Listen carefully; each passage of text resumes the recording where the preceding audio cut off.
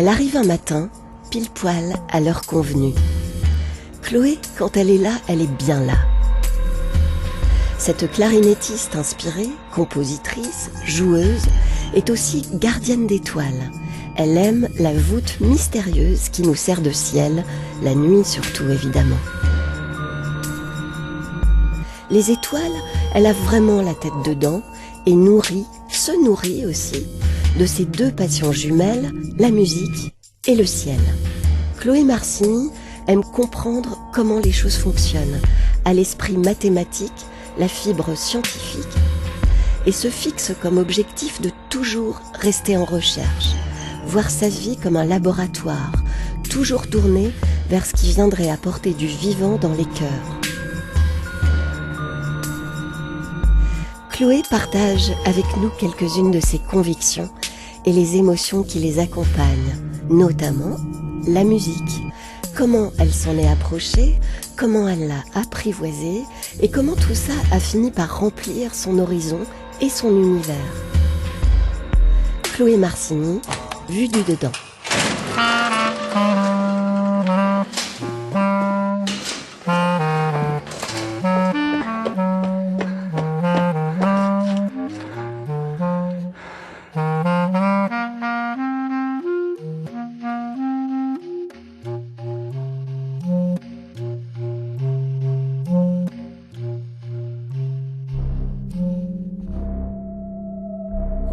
Toute petite, j'ai toujours été fasciné un peu par ce truc des étoiles, des planètes, etc. Mais toujours un peu de loin. Et en fait, c'est, je dirais, 1 ou 2 ans avant que j'arrive à Lausanne, donc 2014 par là, que j'ai commencé à vraiment regarder énormément de cinéma de science-fiction, parce que j'adorais ça, et à lire des bouquins de science-fiction. Et puis petit à petit, je me suis rendu compte que ce qui m'intéressait dans la science-fiction, c'était beaucoup la science-fiction spatiale. Donc j'ai commencé à regarder les films de science-fiction spatiale, autant les géniaux que les mauvais, j'ai tout regardé. J'ai regardé tout ce que je pouvais, des années 60 jusqu'à l'époque 2015. Et au bout d'un moment, j'avais plus de films à regarder. Mais moi, j'en voulais encore. Donc, j'ai commencé à regarder des séries, même les mauvaises. Et puis au bout d'un moment, j'avais plus de séries. Mais moi, j'en voulais encore. Donc j'ai commencé à regarder des courts-métrages sur YouTube, puis au bout d'un moment, il n'y en avait plus, puis j'en voulais encore. Donc j'ai commencé à regarder des vidéos de vulgarisation scientifique. Eh bien, ça tombe très bien. Nous découvrons que la science nous parle de nous parle de nos grands-parents, de nos grands-mères, qui sont les étoiles, les galaxies et tout cela. À un moment, j'ai commencé à faire le tour des contenus de qualité, en tout cas de vulgarisation, que je pouvais trouver sur YouTube. Mais j'en voulais encore, donc j'ai commencé à lire des articles, des documents scientifiques, etc. Je me suis plongé là-dedans et au début c'était simplement un hobby, quoi, à côté de ma pratique musicale.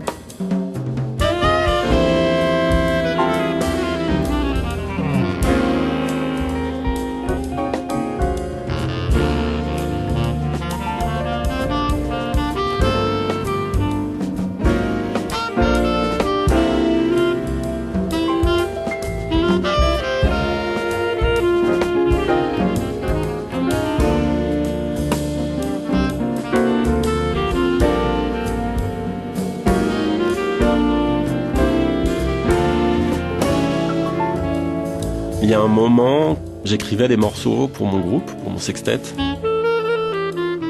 Et puis je commençais à, sans trop y réfléchir, j'ai commencé à donner des titres de morceaux qui étaient en lien avec des sujets d'astronomie. Et assez naturellement, en concert, je me mettais à en parler, en fait, de ces trucs-là. J'avais un morceau qui s'appelait 11,2 km par seconde, qui est sur mon premier album. 11,2 km par seconde, c'est la vélocité de libération de l'orbite terrestre. C'est la vitesse qu'il faut donner à un objet pour qu'il puisse échapper à la gravité terrestre, pour faire court.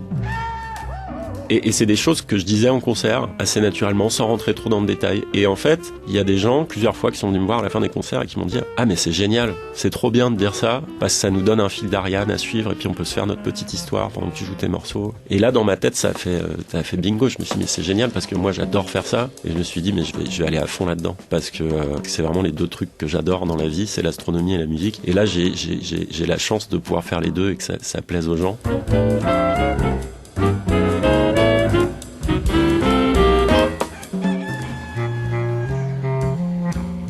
Je m'appelle Chloé Marcini, moi je viens de France-Oisille, je suis né à Chamonix.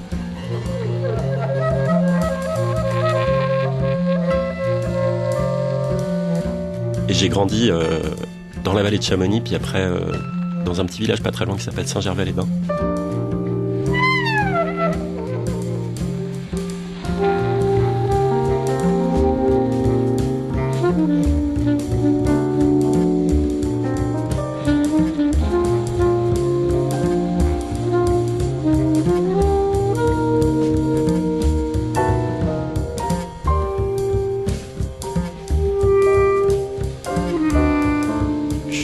la musique tout simplement parce que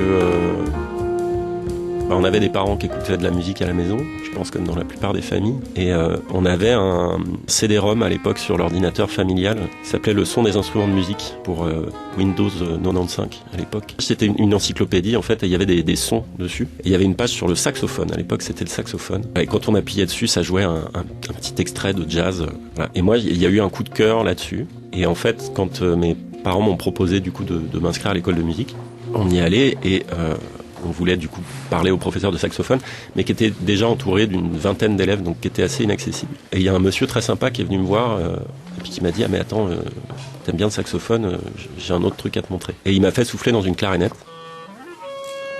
Moi, il y a eu le coup de cœur aussi direct.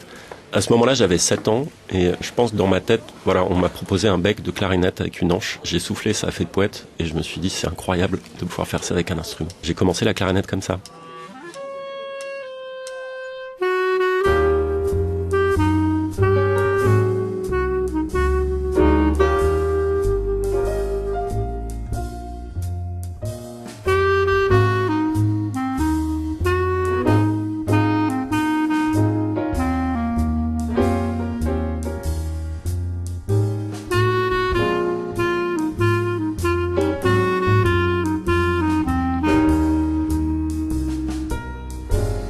Ma porte d'entrée dans le jazz a été, au final, ça a été assez chronologique. J'ai vraiment commencé avec la musique de la Nouvelle-Orléans, puis le jazz manouche.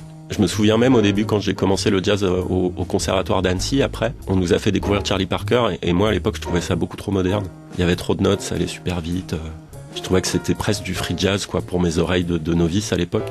Alors que maintenant je trouve ça parfaitement audible. Mais voilà, j'ai commencé comme ça, puis j'ai appris petit à petit. C'est vrai que d'arriver au conservatoire ça a été génial parce qu'on avait des cours d'histoire du jazz d'un coup et là moi j'ai pu découvrir plein de choses. Sinon mes seules références avant le conservatoire c'est j'ai acheté une fois un jazz magazine en vacances mais je connaissais un nom sur les 100 qui étaient proposés et il y avait beaucoup trop de noms donc moi j'avais un peu du mal à suivre, je savais pas par où commencer.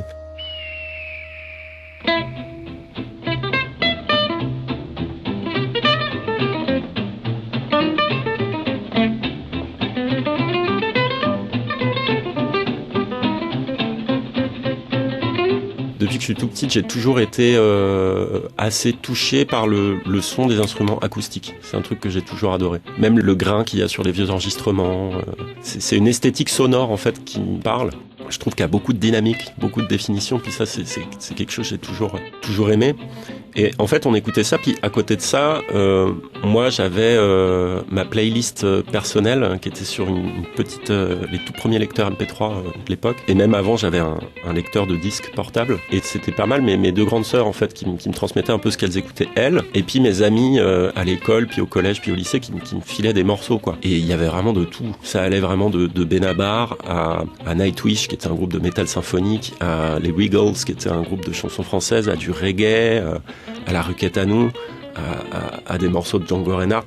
J'avais pas du tout à ce moment-là une esthétique vraiment favorite. J'écoutais vraiment, pour le coup, c'est un peu cliché de dire ça, mais j'écoutais vraiment de tout. Sur ma clé USB, ça n'avait un peu aucun sens stylistiquement parlant.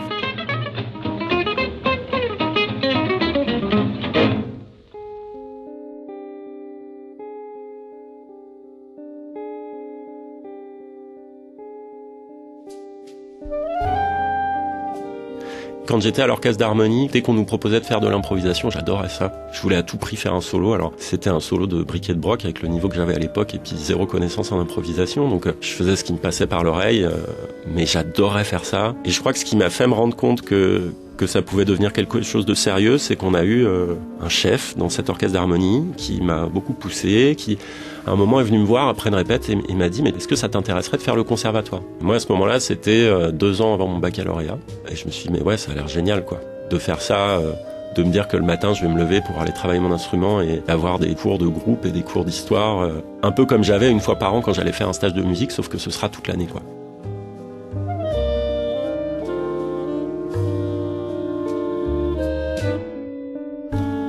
J'ai toujours eu, même petite, il y avait un truc où tout ce qui était théorique, logique, carré, tout ce qui était les maths, la physique, etc., ça allait assez naturellement pour moi. C'était pas compliqué. Et du coup, j'aimais bien le solfège parce qu'il y a un côté mathématique au final quand on apprend la théorie musicale. Tout est transposable, tout est parallèle. Il y a quelque chose de mathématique qui, moi, me parlait, donc c'était pas très laborieux. Pour la clarinette, effectivement, au début, c'est pas évident, mais après, il y a aussi un truc, c'est que quand on commence un instrument et qu'on part de zéro, les premières années, on progresse super vite. Parce qu'on a tout à apprendre. Ce qui est facile à apprendre, ça prend vite. Les premières années, on a vraiment l'impression qu'on progresse très très vite. C'est souvent, à partir de la 3e, 4e année que j'ai un peu commencé à un peu plus stagner, je pense, à moins travailler mon instrument. Ce qui m'a vraiment motivé à nouveau, c'est vraiment ce truc de pratique collective, d'être à l'orchestre d'harmonie en fait. D'avoir des objectifs parce qu'il y avait des concerts qu'il fallait qu'on fasse, il fallait que mes traits d'orchestre y passent. Et ça me motivait vraiment à travailler mon instrument. J'ai eu de la chance aussi d'avoir 3 profs différents en fait quand j'étais à l'école de musique de Saint-Gervais. Je les remercie profondément les 3 parce que sans eux je serais pas là. Et le 3e prof que j'ai eu, qui s'appelait qui est toujours en vie, Jean-Marie Coutet, qui était absolument incroyable. Et de ces 3 profs, c'est le premier qui m'a fait vraiment jouer des vraies pièces de répertoire, que ce soit du répertoire classique, des pièces de Weber, de Mozart. Mais il m'a aussi fait jouer des morceaux de klezmer, de musique des pays de l'Est. Il m'a amené des morceaux de jazz. On a essayé de faire de l'impro ensemble. Il avait un truc très varié dans ses cours. Et il était très motivant, un peu comme le chef que j'avais eu à l'orchestre d'harmonie. Il essayait vraiment de me pousser, puis de me dire, en fait, mais tu peux aussi faire ça. Tu peux aussi faire un conservatoire si t'en as envie. C'est pas un truc réservé à une élite ou c'est pas inaccessible. Tout le monde peut le faire. Et c'est vraiment 2 personnes qui m'ont fait prendre conscience de ça. Et tout ça a fait qu'en fait, c'était pas laborieux. Moi, j'adorais, vraiment, au milieu de mon adolescence, vers 15-16 ans, j'adorais. Je rentrais du lycée, je bossais ma clarinette des fois, mais pendant 1 heure, à la maison. Après, bon, j'étais à un niveau déjà où je faisais plus trop de couacs, donc je pense que c'était supportable pour la famille. C'est souvent ça le problème. Mais ça allait assez bien, ouais.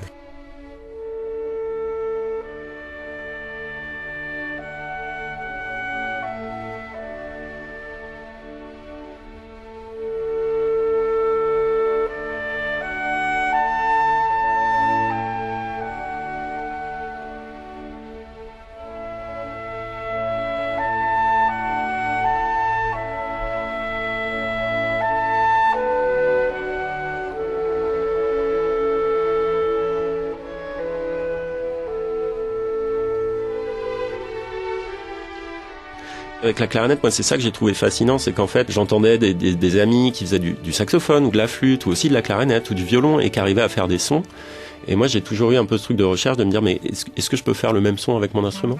Parce que, au final, bon, c'est un tube dans lequel il y a de l'air qui circule, mais le moteur de ce tube-là, c'est nous, c'est notre système respiratoire, c'est la bouche, c'est l'embouchure, c'est tout ça. Et de la même manière qu'à la voix, on peut faire plein de sons différents, la clarinette, c'est une extension de ça, et tous ces sons, on peut les faire. On peut faire des gros glissando, des tris, des trémolos, enfin plein de sons différents qui sont fantastiques. Je crois que c'est ça que j'aimais bien, en fait, aussi. C'était ce côté sans limite de l'instrument et ludique. Et c'est un instrument qui a un registre incroyable. Déjà, alors moi, maintenant, je fais quasi exclusivement de la clarinette basse, mais même la clarinette soprano, la clarinette normale, il y a plus de 3 octaves, il y a 3 octaves et demie et quelques. C'est gigantesque. La clarinette basse, on n'en parle pas, il y a quasiment 5 octaves. C'est plus de la moitié d'un piano. Donc ça permet d'avoir des rôles en plus dans la musique qui sont très variés. On peut vraiment faire plein de choses. C'est une sorte de piano portable, au final. J'adore cet instrument.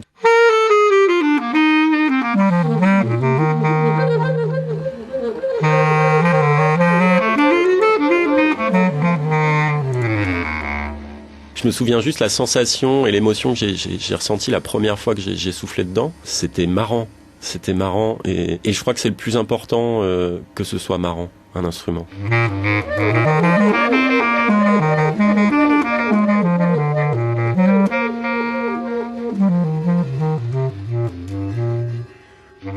Faut jamais oublier pourquoi on a commencé un instrument de musique. On commence toujours la musique parce que c'est avant tout un loisir et c'est avant tout pour se faire plaisir. Et faut toujours, quand on prend son instrument, ça sert à rien de commencer direct à faire ses exercices et ses gammes.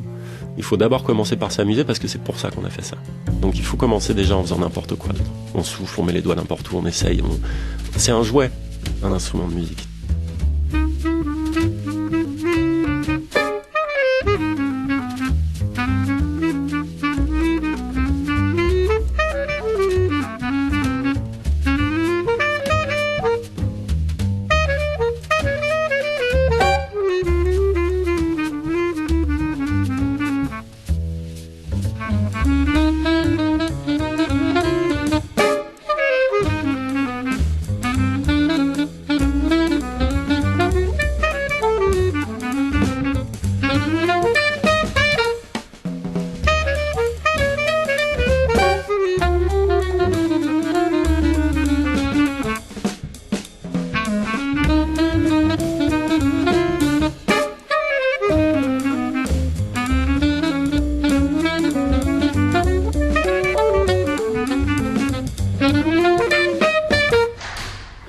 peut pas passer une vie enfermée dans une pièce toute seule avec son instrument et essayer plein de trucs.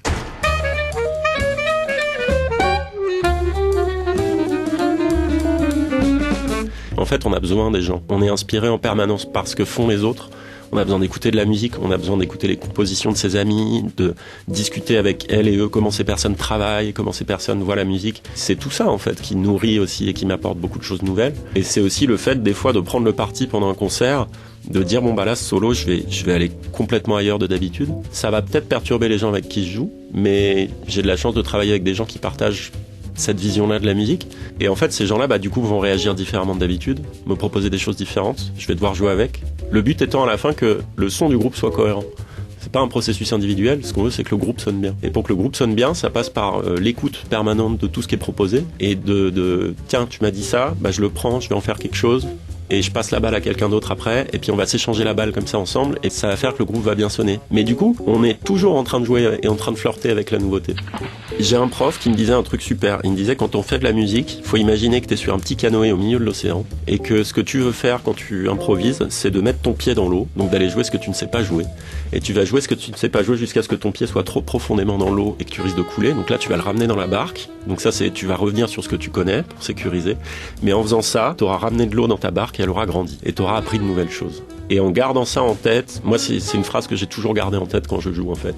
C'est aller dans l'inconnu jusqu'au moment où là, je suis tellement trop dans l'inconnu que là, je suis en train de perdre la maîtrise de ce qui se passe. Donc, je vais peut-être rejouer quelque chose qui m'appartient déjà pour reconsolider le tout.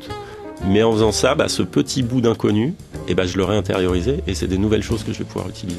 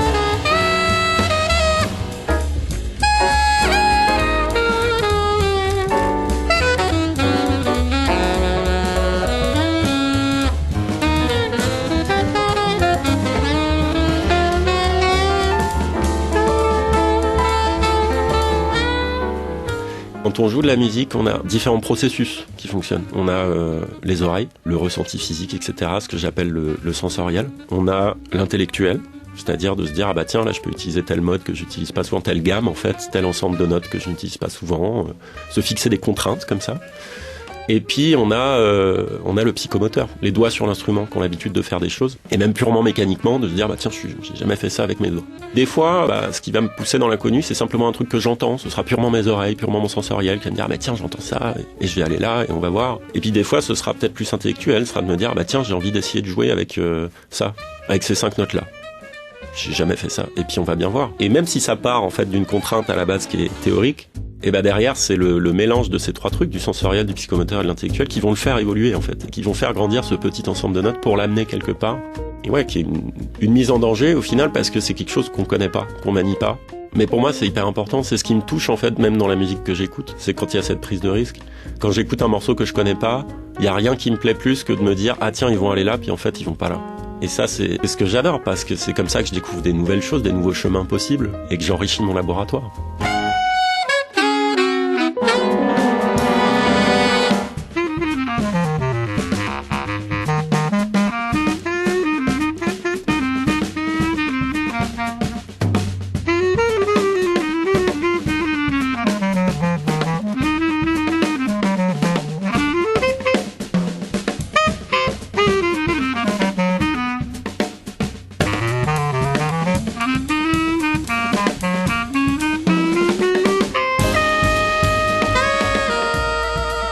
L'astronomie, ce que ça provoque chez moi, c'est que déjà, je trouve que c'est un bel appel à l'humilité, ne serait-ce qu'en termes de taille de tout ce qui se passe dans l'univers et de à quel point on est infime et on n'est rien du tout. On est très probablement pas seul, donc on n'est pas si important et unique que ça. Et qu'on soit là ou pas, en fait, l'univers, il continuera sa route.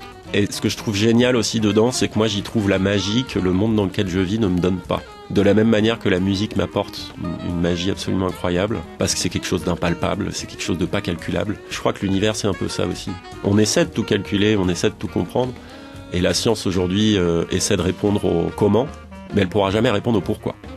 Jamais la science aura cette réponse-là. Ça, ce sera toujours poétique et philosophique, et ça appartient à la poésie humaine. Quand je regarde les étoiles, depuis quelques années, je fais aussi un petit peu d'astrophotographie. Quand on prend des photos du ciel nocturne, qu'après on les traite et qu'on voit les images qui en ressortent, qui sont si colorées, et quand on voit ce que l'univers est capable de créer comme chose complètement dingue dans leur fonctionnement, j'y trouve autant de magie qu'en regardant le Seigneur des Anneaux, quoi. Je trouve qu'il y a un truc tellement magique dans l'univers qui est pas palpable ici dans notre bas monde, mais quand on regarde le ciel, c'est incroyable.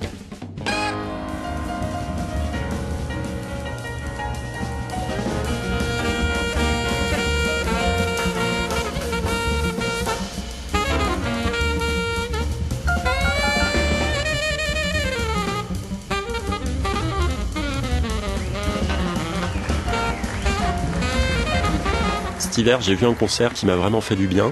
Déjà parce que ça m'a énormément inspiré musicalement, des choses que je vais écrire sur un futur album. Donc le concert en question, c'était Géraldine Laurent, qui est une saxophoniste française, qui est venue avec son groupe. Et Géraldine Laurent, ça m'a touché de la voir en live parce que, un peu plus tôt, j'ai dit que j'avais acheté mon premier jazz magazine quand j'avais 15-16 ans. Et en fait, il y avait un disque avec ce jazz magazine. Et il y avait un morceau qui s'appelait Maple Leaf Rag, qui est un vieux morceau du début du XXe, qui était joué par Géraldine Laurent avec Henri Texier, Aldo Romano. Je me souviens plus du nom du clarinettiste, mais et je crois que c'est le premier morceau que j'ai écouté et que j'ai écouté en boucle, quoi. Parce que le son du sax était incroyable, je trouvais l'arrangement super. Et c'est un des morceaux qui m'a accompagné pendant tous mes débuts derrière au conservatoire, que j'écoutais encore et encore et encore, parce que ça avait été un immense coup de cœur. Et de la voir cet hiver, en vrai, jouer des morceaux complètement différents et bien plus modernes, ça m'a fait un petit électrochoc de me dire c'est quand même un peu grâce à toi peut-être que je fais ce métier aujourd'hui. Et voilà, donc pour moi c'est un peu, en tout cas cette année c'est mon concert phare.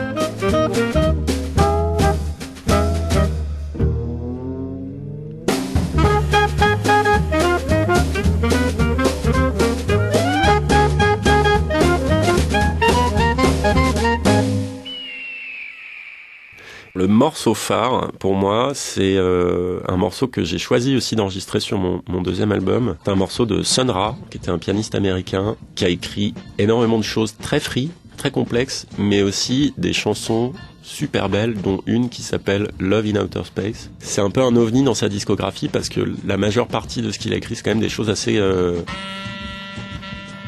free et complexe, mais là il y a ce morceau qui sort du lot où je me dis mais ça aurait pu être écrit par les Beatles, quoi. La mélodie est très claire, il y a quelque chose de simple et de si beau dans ce morceau. C'était vraiment un personnage assez loufoque qui était très lié à justement à l'astronomie, l'astrophysique et toutes ces choses-là. Et lui, il avait un petit peu sa propre spiritualité qu'il avait créée, et il disait qu'en fait, il avait été un jour enlevé par des dieux qui habitaient sur Jupiter et qui lui auraient dit qu'il fallait qu'il soigne les maux de notre planète avec sa musique. Et il avait toute une spiritualité autour qu'il mettait en scène pendant ses concerts. Il y a des gens qui dansaient en cercle en imitant le rythme à laquelle les planètes tournent autour du Soleil. Enfin, c'était allé très très loin, quoi. Ouais, voilà. Love in Outer Space de Sun Ra.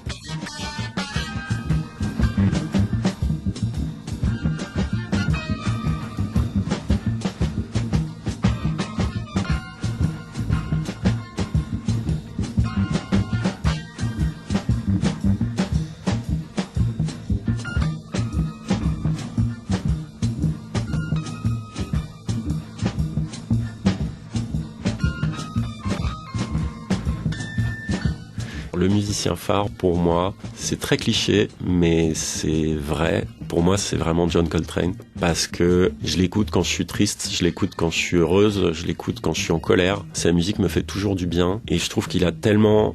Je parlais de laboratoire depuis tout à l'heure. Pour moi, c'est vraiment un musicien. Sa vie, ça a été un laboratoire. Sa vie musicale a été un laboratoire. Quand on l'entend jouer dans le premier quintet de Miles Davis, il a une approche encore très straight ahead jazz, assez standard. mais on sent déjà dans son jeu tout ce qui va venir plus tard. Il a eu un quartet absolument formidable avec Elvin Jones et McCoy Tyner, entre autres le contrebassiste, il y en a eu plusieurs, mais vraiment Elvin Jones, McCoy Tyner, John Coltrane, ce trio-là qui est incroyable. Ils ont créé un truc ensemble que je trouve fou. Juste en termes de connexion, d'écoute de ce qui se passe quand ils jouent ensemble, c'est absolument incroyable. Toute cette période-là où il est beaucoup dans la musique modale, moi je trouve incroyable. Dans ses compositions, il a créé des choses nouvelles aussi harmoniquement, qui existaient déjà, mais c'est le premier à vraiment les avoir exploitées, en avoir fait des morceaux. Ensuite, il a eu toute une phase beaucoup plus free, où il joue en duo avec des batteurs.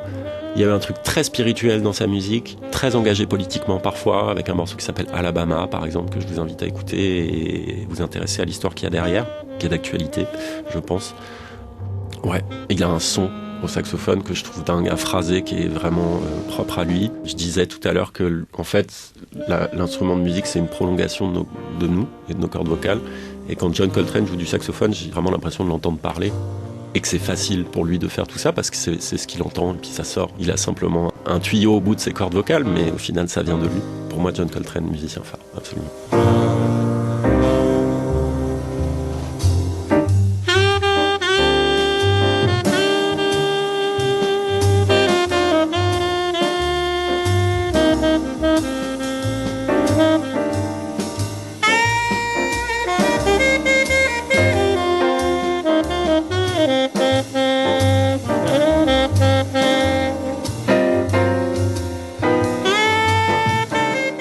L'album phare, c'est un album que je réécoute aussi régulièrement. C'est un truc assez récent d'un musicien dont on parle pas beaucoup, mais pour qui j'ai beaucoup d'admiration, qui s'appelle Jean Douze-Tessier, qui est un clarinettiste qui est établi en Bretagne, si je dis pas de bêtises. Peut-être qu'il est à Paris maintenant, mais qui entre autres fait partie d'un collectif de musiciens qui ont créé un big band qui s'appelle le Umlaut Big Band. Et c'est toute une équipe de musiciens et de musiciennes qui jouent et réinterprètent et réarrangent la musique du début du XXe siècle, donc de la Nouvelle-Orléans, et toutes les fanfares de la Nouvelle-Orléans. Et il donne une touche très moderne. Et il a fait un disque qui s'appelle Post K, simplement la lettre K, donc Post K, avec son frère qui est saxophoniste et avec d'autres musiciens dont j'ai oublié les noms. Et il joue sur des vieux instruments, de la musique du début du XXe, mais avec un aspect tellement moderne. Alors il y a ce truc très cliché de dire c'est entre tradition et modernité. Là je vois pas d'autres qualificatifs pour cette musique parce qu'on a vraiment l'impression d'entendre une fanfare du début du XXe comme elle doit sonner, mais avec des arrangements de 2025 quoi.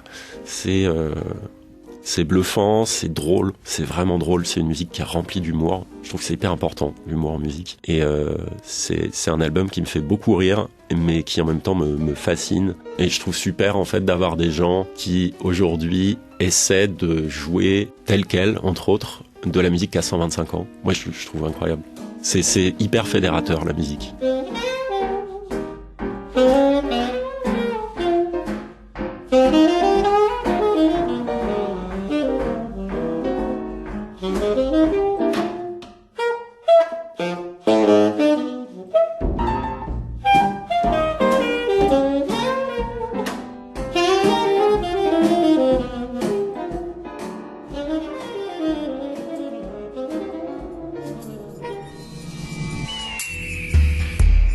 Chloé et sa musique s'éclipsent. On embrasse l'artiste au passage. N'hésitez pas à aller écouter Chloé Marcigny en live avec son sextet et en immersion dans le projet de Louise Knobil. Chloé sera notamment au programme du festival Jazz sous les étoiles à Saint-Luc, samedi 13 septembre prochain. Prochain épisode, plus loin, plus tard, sur une autre plage. Alors? Et ce n'était encore rien. Mais si je vous dévoilais tous mes secrets, vous auriez trop peur. Vive la musique!